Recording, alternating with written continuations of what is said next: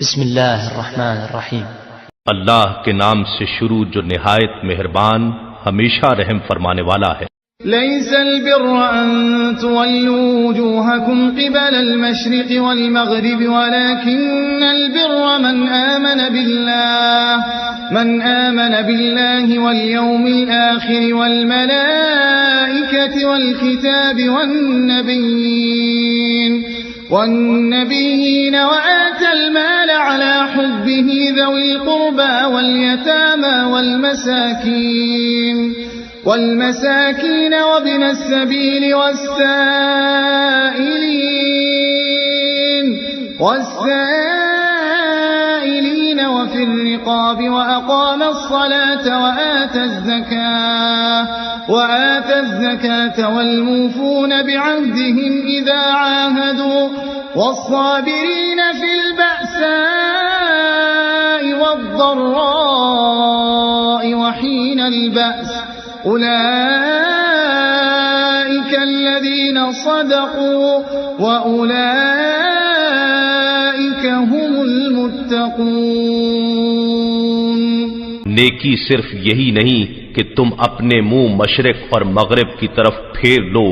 بلکہ اصل نیکی تو یہ ہے کہ کوئی شخص اللہ پر اور قیامت کے دن پر اور فرشتوں پر اور اللہ کی کتاب پر اور پیغمبروں پر ایمان لائے اور اللہ کی محبت پہ اپنا مال قرابت داروں پر اور یتیموں پر اور محتاجوں پر اور مسافروں پر اور مانگنے والوں پر اور غلاموں کی گردنوں کو آزاد کرانے میں خرچ کرے اور نماز قائم کرے اور زکوٰۃ دے، اور جب کوئی وعدہ کریں تو اپنا وعدہ پورا کرنے والے ہوں، اور سختی تنگ دستی میں اور مصیبت بیماری میں اور جنگ کی شدت جہاد کے وقت صبر کرنے والے ہوں،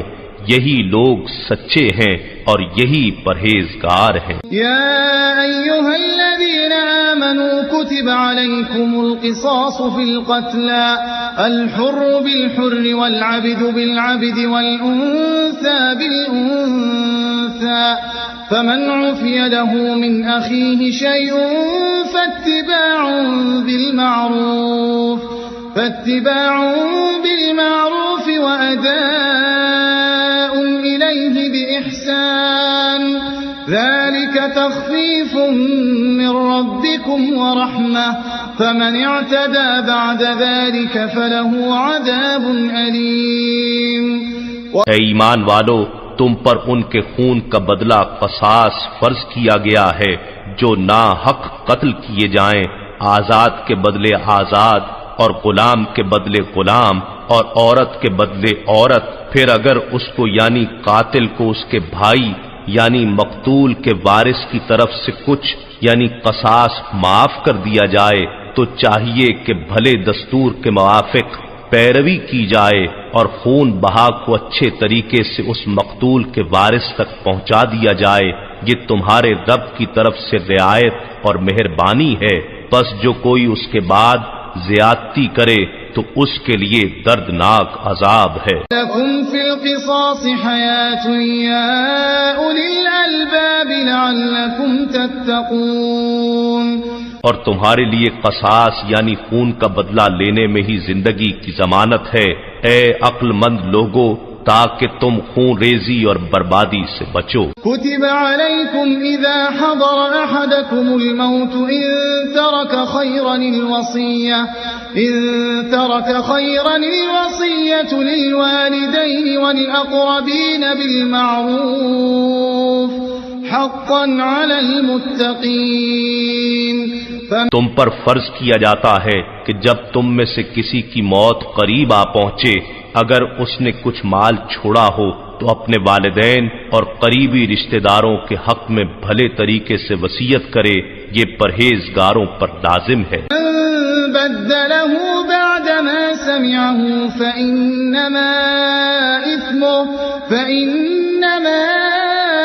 إثمه على الذين يبدلونه إن الله سميع عليم۔